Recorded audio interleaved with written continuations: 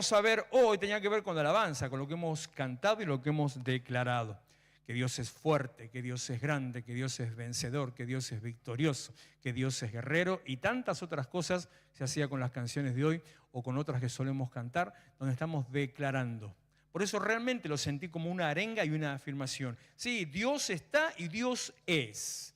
Entonces usted no tenga miedo. Y yo sé que, como la cuenta que le hice recién, 3 horas por semana contra, tendríamos que hacer la cuenta total, no lo hice, pero contra todo el resto de la semana cosas negativas. En toda la semana apenas 3 horas de cosas positivas y todo el resto negativo. Bueno, yo sé que es así. Bueno, póngase como el caballo lechero, póngase las anteojeras, no escuche, no mire, no haga caso, no preste atención, no escuche al negativo, no escuche al fracasado, no escuche al profeta del fracaso, aquel que dice que todo va a estar mal. No escuche a aquel que está diciendo que nos estamos muriendo, porque le voy a contar un secreto. Tengo 58 años, ya pasé unas cuantas décadas sobre esta tierra, algunos pocos son un poco mayores que yo, varios son menores y muchos apenas andan alrededor de los 20, entonces no tienen ni idea.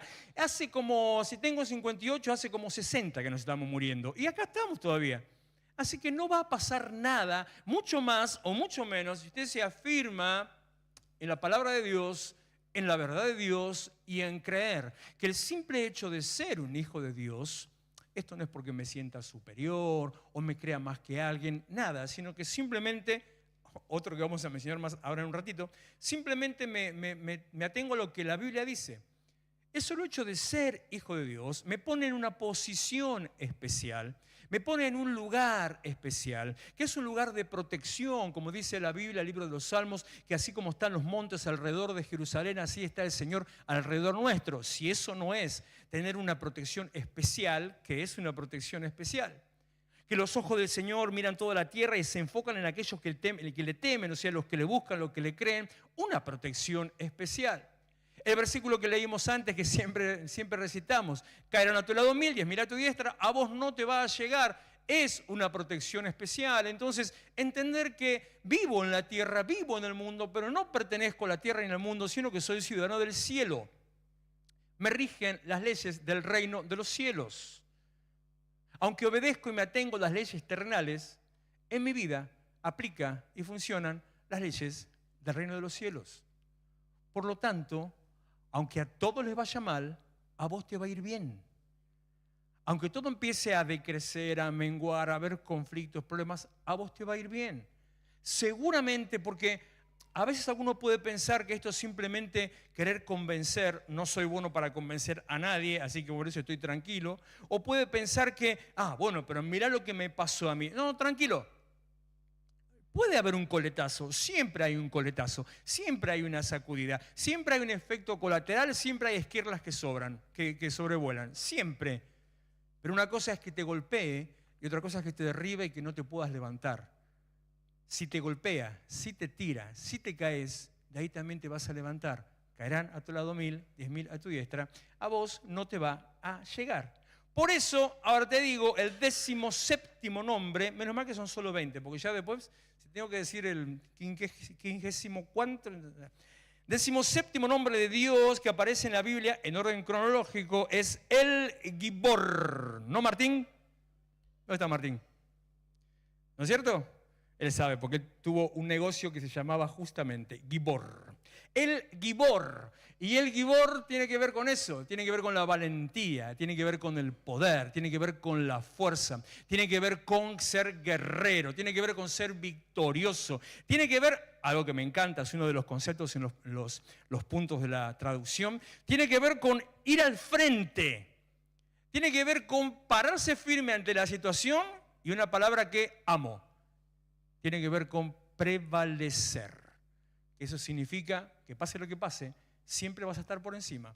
Pase lo que pase, siempre vas a salir airoso y victorioso. La primera aparición aparece en Isaías 9, un versículo que conocemos mucho, que siempre lo leemos en Navidad, que habla sobre el nacimiento de un niño, que es Jesús, que dice así: nos ha nacido un niño, se nos ha concedido un hijo, la soberanía reposará sobre sus hombros y se le darán estos nombres. Aparecen varios nombres. Uno es el que mencionamos la semana pasada, Yatz, es este consejero, el primero que aparece ahí. Y después Dios fuerte. Este Dios fuerte es el Gibor. Continúa, Padre eterno, príncipe de paz. Dios poderoso, poderoso guerrero o Dios fuerte. Resalta la fuerza y la autoridad.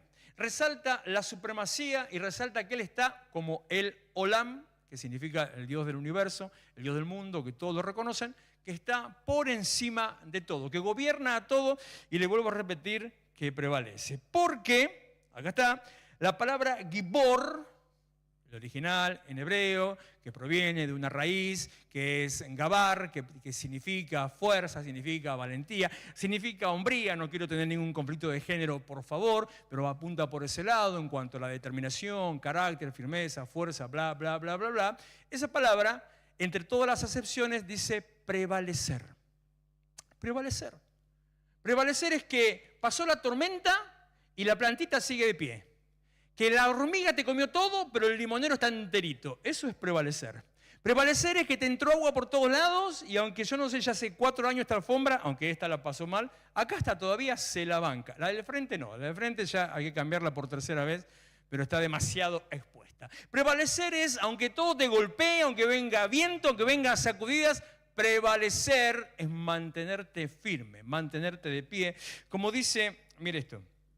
Como dice un versículo muy conocido, que lo usamos y hablamos de él en Armas para la Guerra Espiritual, Mateo 16, 18, Jesús dijo, yo te digo que tú eres Pedro, sobre esta piedra edificaré mi iglesia, y las puertas del Hades, o de los dominios de la muerte, como dice esta versión, dice, las puertas de los dominios de la muerte no prevalecerán contra la iglesia. Cuando hablamos en aquel momento en Armas para la Guerra Espiritual, era para entender que el diablo no tiene más autoridad que la que usted crea que tiene, que las fuerzas espirituales de maldad no son más de lo que usted cree que son, que le damos más, le levantamos demasiado el precio cuando en realidad no es así, y que claramente Jesús está diciendo que cuando haya un ataque, cuando el reino de las tinieblas, o como dice el imperio de la muerte, cuando venga contra la iglesia, tú eres Pedro, sobre esta roca la declaración y la fe, sobre esta roca levantaré la iglesia, y las fuerzas del gobierno, del dominio de la muerte, del Hades, de la fuerza de maldad, no prevalecen contra la iglesia. ¿Qué significa? La iglesia va a ser atacada, la iglesia va a ser golpeada, la iglesia va a ser criticada, la iglesia va a ser sacudida, pero no va a caer. Y el que viene a atacar no va a estar por encima. Prevalecer es estar por encima, prevalecer es permanecer de pie, estar vivo, prevalecer es victoria. Las fuerzas del infierno no prevalecen contra la iglesia. El Gibor es fuerte, es valiente, es guerrero, es poderoso. El Gibor prevalece. Mire si tiene un Dios potente, potente. Como dije alguna vez que quedó escrito por ahí, qué pedazo de Dios es Dios. En la Biblia, Gibor describe tanto a hombres valientes y guerreros como al mismo Dios. Jueces 6:12, versículo conocido, de un cobardón al que resulta ser que no era tan cobardón. Lo que pasa es que él no sabía que no era cobarde. Él se dejaba guiar. Es muy loco la historia de Gedeón. Ya seguramente lo hablamos muchas veces. Que él se dejaba guiar por lo que él sentía, porque él creía de sí mismo que era débil, que era cobarde, como le estoy diciendo, que no tenía capacidad, que no tenía salida, que no tenía manera, que vivía escondido y nada más. Como prácticamente con otras palabras dice, yo soy el más pequeño de la familia más pequeña de las tribus de Israel, o sea, yo soy una porquería y a mí me está llamando. Pero sin embargo, cuando Dios le habla a través del ángel que se presenta ante él, cuando lo va a llamar y se presenta, lo llama con este nombre. Se le apareció el ángel de Jehová y le dijo, Jehová está contigo, varón esforzado y valiente. El esforzado tiene que ver con, en cierta manera, con la permanencia, con a pesar de ver todo lo negativo, seguir trabajando. Él estaba trabajando en la cosecha. Y valiente. Por eso Gedeón no entendía nada, empieza a discutir. Dios se había puesto ese chip de valentía, Dios se había puesto ese carácter firme, pero las cosas que lo rodeaban no le permitieron darse cuenta que así era. Por eso no tenés que hacer caso a las cosas alrededor, ni a lo que te digan, ni a lo que te señalen, ni a lo que veas, sino que solamente tenés que hacer caso a lo que Dios te diga y a lo que Dios diga de vos. Y en la NBI dice, a ver si llegás a ponérmela, si no lo leo, qué rápido que son, por Dios. Dice el mismo nombre, el Señor está contigo, valiente guerrero. Por lo tanto, lo que quiere decir Gibor es valiente guerrero. Ahora vos imaginate que alguien viene en contra tuyo, alguien busca tu mal, alguien te quiere matar, alguien te quiere robar, alguien te quiere secuestrar, sacar tus bienes, sacar tu casa. Y resulta ser que el valiente guerrero que te defiende es Dios. Digo, ¿tendrías miedo? ¿Estarías preocupado? ¿O estás tranquilo? Uy, ¿para qué hablé? ¿Vamos, empezamos de vuelta? Miriam, ¿querés subir a cantar otra vez? Ah, sí, claro, cuesta decirlo porque en la realidad me parece que no pasa por ahí la cosa. Si Dios es el que te defiende y si Dios es un valiente guerrero, por lo tanto, Él va al frente en la batalla, presenta batalla a tu favor, como dice 2 Crónicas 20, pelea contra tus enemigos al punto de decirte, 2 Crónicas 20, al punto de decirte, quédate tranqui, no tenés por qué pelear, yo peleo por vos. Entonces, ¿por qué tenés miedo? ¿Por qué dudás? ¿Por qué le das más autoridad a los problemas o a las personas, como dice Proverbios, que no tenés que dejarte arrastrar por el temor a la gente? ¿Por qué le das más lugar a los problemas o a las personas que al mismo Dios? Lo que pasa es que muchas veces no tenemos el entendimiento o la intimidad, la conexión con Dios para entender que Él está en esa posición y me defiende.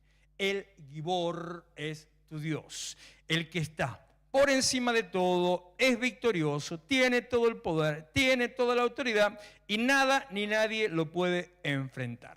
18º, número 18. Es muy gracioso este nombre, no se ría, si no me río yo. El que aparece en el libro de Jonás 4:2, ahora le voy a decir el nombre, primero leo el versículo, dice Jonás, oh Señor, ¿no era esto lo que yo decía cuando todavía estaba en mi tierra? Por eso me anticipé a huir a Tarsis, pues bien sabía que tú eres un Dios misericordioso y compasivo. Jonás estaba rayado, se le había hinchado la vena. Resulta ser, si usted conoce la historia de Jonás, ya sabe todo lo que pasa. Si no la conoce, le hago así, un tráiler rapidísimo. En un momento él es llamado como profeta, Dios lo manda a que vaya a predicarle a una ciudad que vivía en cualquiera, que hacía cualquiera, para que vaya y se arrepientan y se vuelvan a Dios. Como a él no le gustaba esa gente ni la ciudad y como eran cualquiera, Jonás le dijo a Dios, pero a esa gente los vas a perdonar, no se lo merecen. Cuando nosotros nos ponemos ahí a calificar y a decirle a Dios quién se lo merece y quién no, ¿no? Cuando, ¿quién soy yo para decir cuánto el otro puede o no puede recibir de Dios?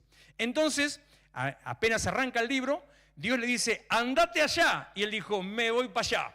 Y después el gran pez y la ballena, el que lo vomitó, y que bla, bla, bla, bla, bla, bla, bla. Termina el libro y resultó ser, acá son estas palabras. Resulta que esa gente al final se arrepintió. Esa gente se volvió al Señor. Entonces el enojado, porque la gente se arrepintió, tiene que estar chapita, enojado, yo sabía que los ibas a perdonar. Por eso me fui. Tenía fe, sabía, conocía a Dios. No hizo lo que Dios le dijo porque él no quería que ese pueblo sea bendecido y sabía que si él daba palabra, el pueblo iba a ser bendecido, perdonado y restaurado. Y así fue, bendecido, perdonado y restaurado. El nombre 18 es El Rajún, no se ría. El Rajún, Dios misericordioso. En realidad, la construcción del hebreo exactamente dice así, el Dios que ve misericordia. Así. Aquel que ve tu condición y decide, como a los ninivitas, que era ese pueblo, ve tu condición y dice, sos un bardo, pero te perdono. Ve lo que hiciste, lo que estás haciendo y dice, no tenés salida, viejo, no tenés remedio, pero te perdono. Ve tu historia, ve tu trayectoria, ve tu historial y dice, una y otra vez siempre lo mismo. ¿Cuántas veces te tuve que decir, no hagas esto, no entres en este lado y vos siempre lo mismo? Pero Dios se sienta en la compu, hace control Z y dice, empecemos de nuevo y Dios tiene misericordia. ¿Por qué? Porque Dios ve en nosotros, más que en nuestra propia vida, lo que Él pone en nosotros. Así Dios rescata de nosotros el Espíritu, la gracia y los dones que Él puso en nosotros, con los cuales nos va a usar y a través de los cuales va a bendecir a otros. Si no, miren la historia de Jonás. El pueblo ese serían todo lo que quieran, ¿no? Tremendo. Lo loco es que cuando recibieron la palabra, el rey ordenó ayuno y hasta los animales dice que ayunaron. Así que no eran tanto bardo. Para mí era peor Jonás, que se puso en esa postura de no, yo no los perdono y vos no tenés que perdonar. Era peor. Y sin embargo, aunque era un mal bicho, sin embargo, Dios lo usó. Porque Dios no mira esos pequeños detalles que nosotros miramos de los demás. Que yo tenga que decir o pueda decir, no, vos no das la medida, vos no tenés condiciones, a vos Dios no te va a usar. O que yo crea que me lo digan a mí, no, así con lo que soy, con lo que hice, cómo viví, Dios a mí no me va a usar. Dios es misericordioso y compasivo. Él tiene misericordia y compasión. Misericordia no son sinónimos, se complementan uno con otro, porque en algunas versiones se cambian una con la otra palabra. No son sinónimos, se complementan, pero misericordia es como decir que Dios cubre, me encanta una definición que escuché hace 1000 años, Dios cubre la miseria del otro. Eso es misericordia. Ve la condición, ve la mugre, ve el estado, ve el pecado, ve la pudrición, lo cubre. El hijo pródigo, Lucas capítulo 15, versículo 20. El hijo pródigo, volviendo a su casa, emprendió el viaje, se fue a su padre, todavía estaba lejos cuando su padre lo vio y se compadeció, tuvo compasión de él. Salió corriendo a su encuentro, lo abrazó y lo besó. Continuó después, mandó llamar a los sirvientes que traigan un vestido y lo vistió. Cubrió la miseria, el olor a chancho y a barro podrido que tenía el pibe cuando volvió a la casa. Y la compasión, que las dos cosas juntas nos muestran el espíritu empático de Dios. Dios tiene un espíritu o un carácter, para que no le parezca rara la palabra, un carácter empático, que es que Él se pone a la altura nuestra. Yo sé que parece, dicho de esa manera, parece medio raro, pero eso es lo que hizo Jesús. O sea, Él se hizo hombre para ponerse a la altura. Y entonces, estando a la misma altura, poder hablar, predicar, y entonces así poder entregarse como sacrificio y poder salvar. Si hablaba desde arriba, no iba a poder hacerlo. Dios se puso a la altura. Entonces, poniéndose a la altura nuestra, Dios es empático. La misericordia cubre la miseria del otro y la compasión siente lo mismo que el otro. Compasión significa eso, es pasar lo mismo, tener una pasión o un padecimiento en común. Eso es compasión. Entonces Dios siente lo que a vos te pasa, cubre tus errores, tus fracasos, porque ella conoce tu condición desde antes y conoce lo que Él puso en vos. El rajún es Jesús diciendo, Mateo 5:7, bienaventurados los misericordiosos, porque ellos alcanzarán misericordia. Acá es donde dice, que le dije, en otra versión dice compasivos, la NBI dice dichosos los compasivos. El rajún es Dios recibiendo al pecador. El momento que le conté recién de Lucas, del hijo pródigo, o Romanos 5:8, que dice, Dios muestra su amor por nosotros en esto, en que cuando todavía éramos pecadores, siendo nosotros pecadores, Cristo murió por nosotros. El Señor no te salvó cuando eras una joyita, ni cuando andabas por un camino derecho, ni cuando ya estabas restaurado, ni cuando habías dejado tus vicios. El Señor murió por vos cuando eras un bardo desastre, una porquería, porque nadie daba nada. Si hizo eso por vos cuando nadie daba nada, ¿por qué no te vas a seguir sosteniendo? ¿Por qué no te vas a seguir guardando? Eres misericordioso y compasivo.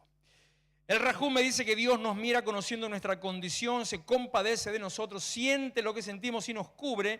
Ay, no voy a llegar a los 4, me parece. Tiene misericordia de mí, compasión de mí, entiende lo que me pasa, cubre mi vida y me perdona. El 19, ¿llegaré al 20? ¿Llegaré a los 20? El 19 nombre de Dios es Emanuel. Literalmente, o sea, la pronunciación, y lo remarco porque tiene que ver, me importa en estos casos detenerme en algo que en otro contexto no haría, en una prédica sobre el tema no lo haría, pero cuando hace una enseñanza un poquito más profunda y quiero que usted entienda el sentido, me interesa ahondar un cachito más en el significado correcto de las palabras. Y la pronunciación correcta, porque la escritura correcta de Emanuel se diría no Emanuel, sino Iemanuel. Empieza con una I. Y eso significa, se lo dije hace unas charlas atrás sobre, no me acuerdo en cuál de los nombres, eso significa ese acto reflexivo, que es el que dice, Emanuel significa Dios con nosotros, es el que vendría a decir algo así como el Dios que está con nosotros. Resalta eso, la decisión de estar, la postura, un acto reflexivo, una acción que viene desde Él para estar con nosotros. Es el Dios que decidió estar con nosotros. Es el Dios que, viendo lo anterior, la condición y demás, a pesar de, decidió venir a nosotros. Isaías 7:14, el Señor mismo les dará una señal, la Virgen concebirá y dará a luz un hijo y lo llamará Emanuel.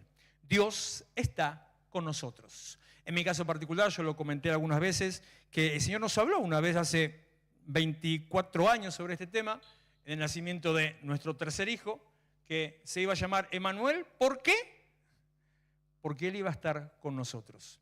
Y a partir de ese momento, el cumplimiento de esa palabra, el testimonio, unas cosas, si me pongo a contar el testimonio, no termino el mensaje, cosas muy grandes que Dios hizo en ese momento que mostraba que a pesar que pensábamos que no podíamos salir adelante en nada, Dios nos decía, yo estoy con ustedes, yo los fortalezco.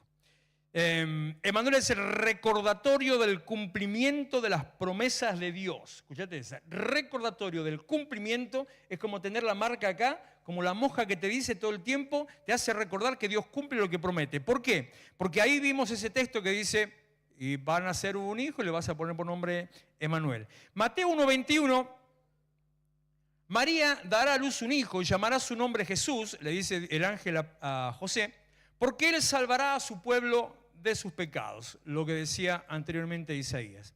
Todo esto aconteció, mire qué interesante lo que dice acá, lo que agrega Mateo, todo esto aconteció para que se cumpliese lo dicho por el Señor por medio del profeta cuando dijo, he aquí una virgen concebirá, el versículo de Isaías 7:14, he aquí una virgen concebirá y dará a luz un hijo, llamará su nombre Emanuel, que traducido es Dios con nosotros. Emanuel es el recordatorio de que Dios cumple lo que promete.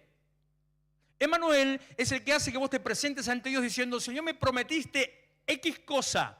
No sé qué es lo que Dios le prometió, pero Dios algo le prometió, ¿no? Está esperando alguna promesa de Dios, ¿no? Hemos hecho en la última cruzada cumplimiento de promesas, un montón de cosas, de promesas que esperaban ser respondidas. Y muchas de esas, les cuento, ya han sido respondidas. Pero siempre hay algo que estoy esperando, algo que todavía no viene, que todavía no llegó. Bueno, yo tengo una promesa, es decirle, Señor, yo sé, porque vos sos Emanuel, el que está conmigo y que dijiste que lo ibas a hacer y lo hiciste, el que le dijiste a María lo que ibas a hacer y lo hiciste, el que trajiste a través de Jesús el cumplimiento, que ese es el último nombre, le estoy spoileando, a través de él el cumplimiento de las promesas, del acompañamiento, de la bendición y de la salvación. Emanuel me dice que no estoy solo, que a Dios le interesa mi vida, que se toma el tiempo de salvarme. Sí, llego al final, gloria a Dios. Emanuel significa que Dios viene a mí, se hace presente, me tiene en cuenta y me rescata. Llegamos al último, se lo dije recién, el número 20, el 20º nombre de los nombres calificativos de Dios. Si bien todos los anteriores son nombres del Antiguo Testamento, a propósito me quedé con porque podría agregar más, podría seguir más, pero no da. Ya creo que 20 son más que suficientes. Es más, los populares son solamente entre 8 y 10, nada más, 10 como mucho. 8 pongamos que son los populares, los más conocidos.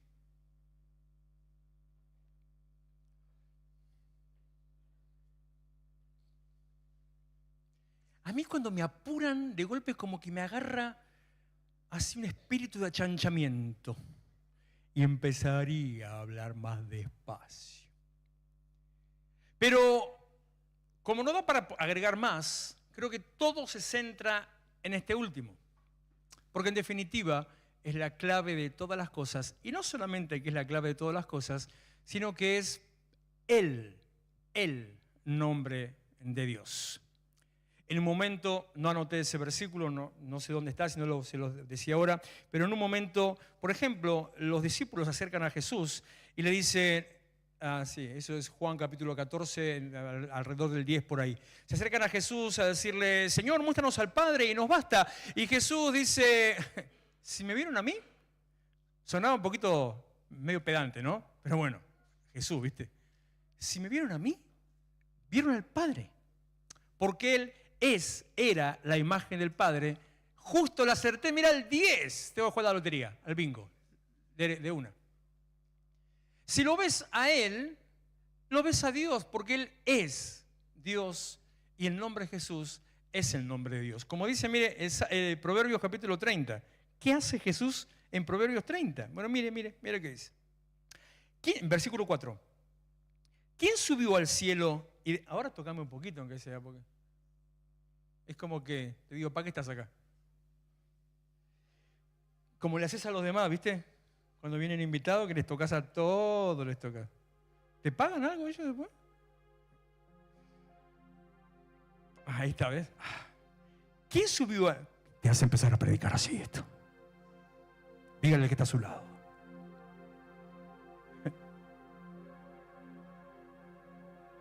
¿Quién subió al cielo y descendió? ¿Quién encerró los vientos en sus puños? Me sale para hacer doblaje neutro. ¿Quién ató las aguas en un paño? Eso parece de una película esa de la creación. ¿Quién afirmó todos los términos de la tierra?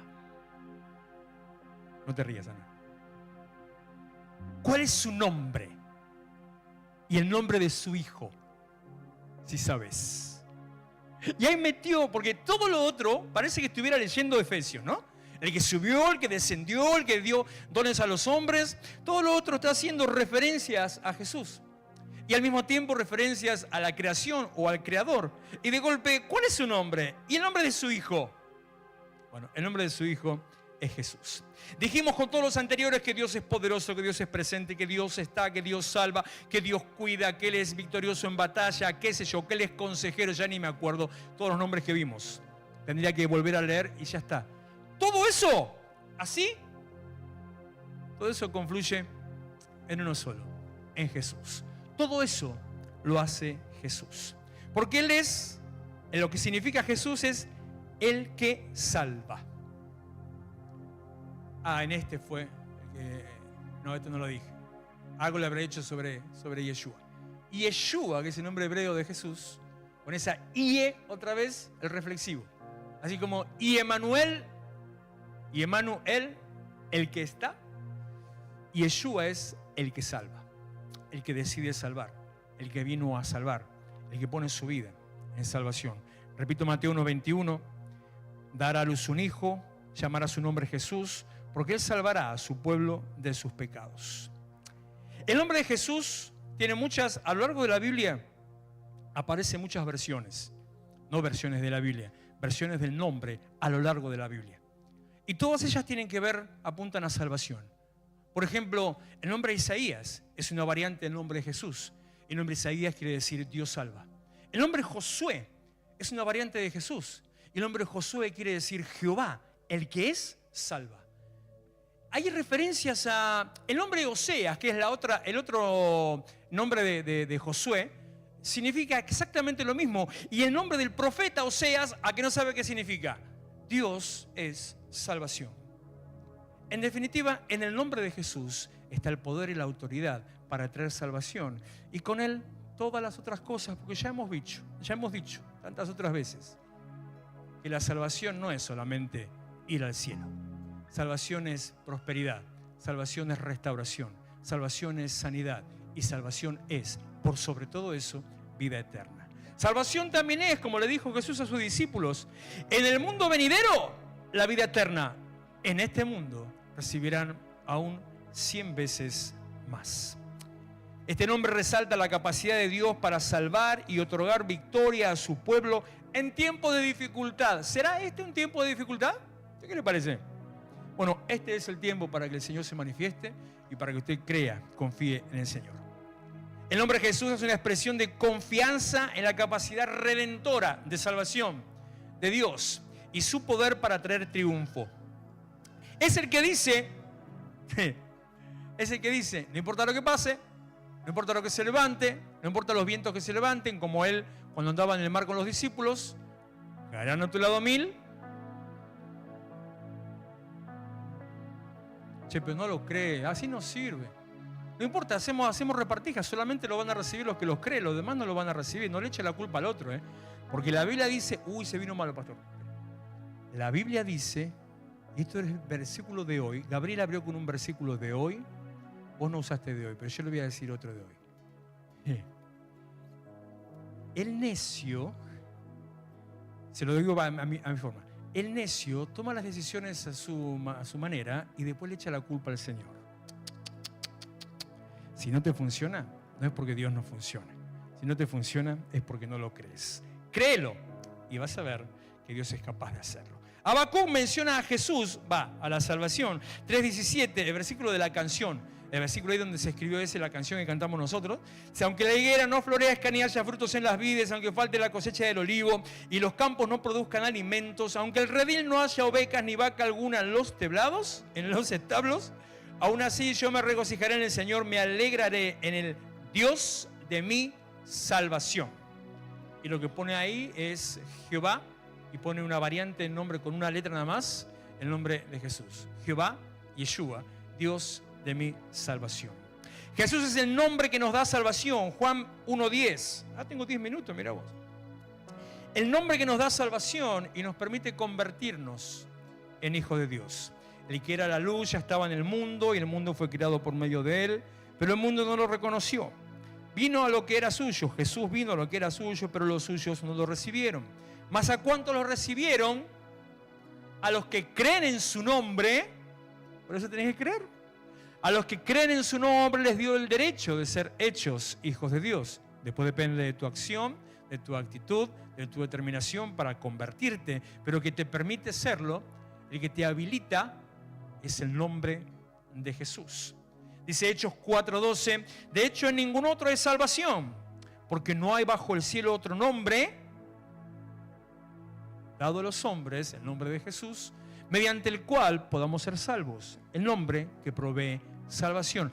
Todo se resume en Jesús. Y si estuviera entre nosotros, que sé que no, pero si hubiera hoy alguno de aquellos de esa vieja antigua doctrina rara o que conociera de esas doctrinas raras, hay una doctrina que se llama solo Jesús, diría, no, rajemos que estos son solo Jesús. No somos solo Jesús nada, pero todo apunta a Jesús, porque Él es el autor de eterna salvación. Él es el que es para nosotros el autor y consumador de la fe. Él es el que abre camino, el que te sostiene, te sustenta y te levanta. Ya termino. Jesús es el nombre que nos conecta con Dios y la credencial o la llave magnética para presentarnos ante Él. Primera Timoteo 2:5, porque hay un solo Dios y un solo mediador entre Dios y los hombres, Jesucristo. Un solo Dios y un solo mediador, Jesucristo. Esta semana me anduvieron preguntando, medio preocupados, por qué subí un reel viejo, un video viejo de un corte de una prédica diciendo que el nombre de Jesucristo no existe. Y algunos se me asustó pensando de dónde saqué yo que el nombre de Jesucristo no existe si está en la Biblia. Digo, no, espere, estoy hablando del nombre de Jesús. Lo que en la Biblia, en el texto original de la Biblia no existe es el nombre Jesucristo así como lo conocemos. En el original del Nuevo Testamento dice Jesús el Cristo o Jesús Cristo. Cristo no es un nombre, Cristo es un adjetivo, es una calificación que significa Jesús el ungido, Jesús el que tiene la capacidad, Jesús el que cumple con los propósitos de Dios, Jesús el que vino con una tarea y esa tarea la va a cumplir. Es más importante que llamar Jesucristo. Algunos creen por ahí, entre tantas cosas raras que a lo largo de los tiempos hay en la iglesia, que tenés que llamar a Jesús por su nombre y apellido. Jesucristo de Nazaret. Cuento ignorante.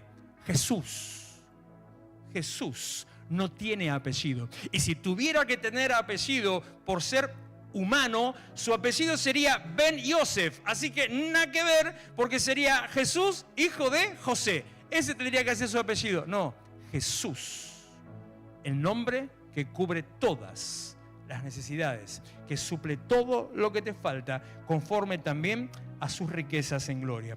Juan 16, 24, hasta ahora, mira vos, si no es solamente Jesús, hasta ahora no han pedido nada en mi nombre, dijo Jesús. Pidan, Él te lo hace tan fácil. Pidan y recibirán, así. Ay, pero no recibo, ¿pediste en mi nombre? Bueno, tendríamos que abrir un capítulo y empezar a hablar de qué significa pedir en el nombre de Jesús. También tiene una serie vieja, El Camino de los Romanos. Entra ahí, busque ahí, hay creo que dos capítulos hablando de qué significa en el nombre de Jesús. No significa simplemente repetir en el nombre de Jesús, amén, sino que significa entender que soy enviado por Él, que voy de parte de. Significa que tengo relación, intimidad y conocimiento con Él y que Dios me está mandando. Es un poquito más pesadita la cosa. Si vas en ese sentido, si vas en esa dirección, hasta ahora no han pedido nada en mi nombre, pidan en mi nombre, pidan como si yo los estuviera mandando. Tener la convicción de que Dios te manda, pedir en el nombre del Señor y vas a recibir para que tu gozo sea completo, tu alegría sea completa.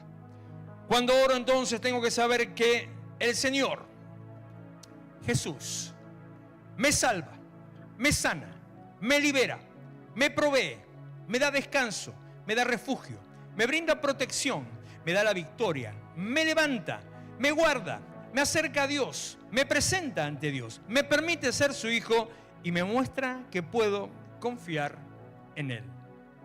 Mire si no tenemos todas las cosas en Jesucristo.